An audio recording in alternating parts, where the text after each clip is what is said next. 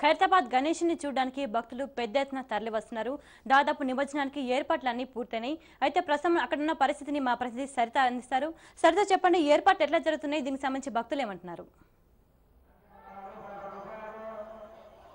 ఖైరతాబాద్ వినాయకుడి వద్ద సందడి నెలకొంది. ఉదయం నుంచి కూడా భక్తులందరూ కూడా అత్యంత భారీ వినాయకుడిని చూసేందుకు ఇక్కడ చాలా క్యూ లైన్లు కట్టి ఉన్నారు. ఉదయం నుంచి పిల్లలు పెద్దలు అందరూ కూడా ఇక్కడికి వచ్చి అత్యంత భారీ వినాయకుడు ఈ రోజు తప్పితే ఇంకా మళ్ళీ చూడలేం కనుక అందరూ వచ్చి ఉదయం నుండి దేవుని పూజిస్తూ ఉన్నారు. దాదాపు 50 అడుగుల ఎత్తున్నటువంటి భారీ వినాయకుడిని చూసేందుకు భక్తులందరూ చాలా కొనుగోలున్నారు. మనం చూడొచ్చు విజువల్స్ లో చాలా పెద్ద క్యూ లైన్. ఉదయం నుండి కూడా చిన్నవాళ్ళు పెద్దవాళ్ళు అందరూ కూడా వచ్చి వినాయకుడిని పూజిస్తూ ఉన్నారు. చాలా చాలా పెద్ద వినాయకుడు అని చెప్పుకోవచ్చు. ఖైరతాబాద్ హంసవాహనుడైనటువంటి వినాయకుడు ఈసారి ఖైరతాబాద్ లో కొలువుదీరి ఉన్నాడు. వినాయకుడిని చూసేందుకు చాలా మంది ఉదయం నుంచే వస్తున్నారు. ఈ రోజు చివరి రోజు కాబట్టి చాలా మంది ఎక్కువ మంది భక్తులు వినాయకుడి దగ్గరకు వచ్చి పూజలు నిర్వహించే అవకాశం ఉంటుంది. కాబట్టి చాలా భద్రతా ఏర్పాట్లు కూడా చాలా కట్టుదిట్టమైన భద్రతా ఏర్పాట్లు చేయడం జరిగింది. అదేవిధంగా ఎక్కువ మంది విఐపీలు వచ్చే అవకాశం ఉంటుంది కాబట్టి చాలా కట్టుదిట్టమైన భద్రతా ఏర్పాట్లను చేశారు. చాలా మంది పోలీసు అధికారులు ఇక్కడ ఉంటూ అన్ని ఏర్పాట్లను స్వయంగా పర్యవేక్షిస్తూ ఉన్నారు.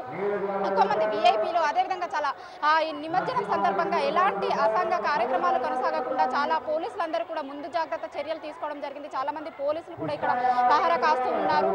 వినాయకుడిని చూసేందుకు ఎక్కువ మంది భక్తులు తరలి వచ్చే అవకాశం ఉంటుంది. కాబట్టి ఈ రోజు ముఖ్యంగా చివరి రోజు కాబట్టి చివరి రోజున ఎక్కువ మంది భక్తులు ఈ రోజు తప్పితే మళ్ళీ వినాయకుడిని దర్శించుకునే అవకాశం లేదు. కాబట్టి అత్యంత భారీ వినాయకుడిని చూసేందుకు చాలా మంది భక్తులు వస్తున్నారు. గణపతి బప్ప మోరియా అంటూ చాలా మంది భక్తులు అత్యంత భక్తి శ్రద్ధలతో ఉదయం నుంచి పూజలు నిర్వహిస్తూ ఉన్నారు.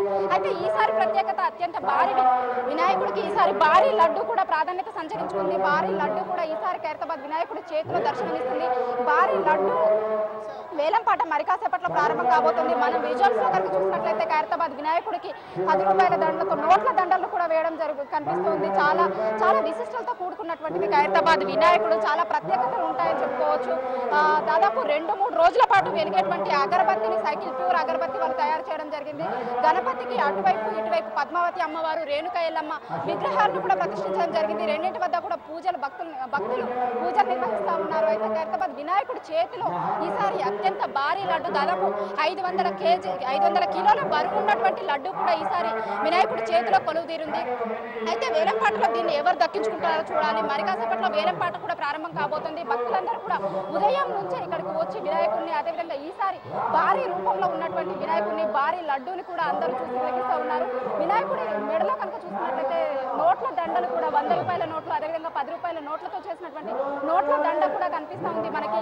మరి కాసేపట్లో మధ్యాహ్నం వేలం ప్రారంభం అవుతుంది. ఇక్కడ ఉన్నటువంటి వినాయకుడికి మధ్యాహ్నం వేలం ప్రారంభం అవుతుంది.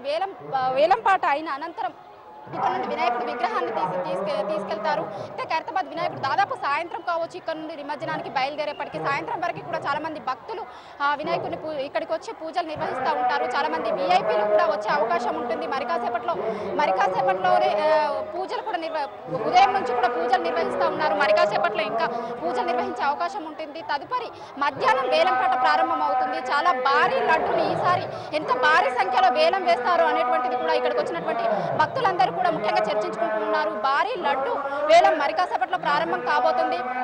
ముఖ్యంగా ఉదయం నుంచి కూడా భక్తులందరూ కూడా అత్యంత భక్తి శ్రద్ధలతో ధూపదీప నైవేద్యాలతో వినాయకుడిని పూజిస్తూ ఉన్నారు. అదేవిధంగా భక్తులకు ఎలాంటి అసౌకర్యాలు కలగకుండా అన్ని ఏర్పాట్లు చేయడం జరిగింది. ఆలయ అధికారులు అదేవిధంగా పోలీసులు కూడా ఏమాత్రం అవాంఛనీయ సంఘటనలు జరగకుండా పోలీసు అధికారులు కూడా ఇక్కడ ఉన్నటువంటి పరిస్థితిని ఎప్పటికప్పుడు సమీక్షిస్తూ ఉన్నారు.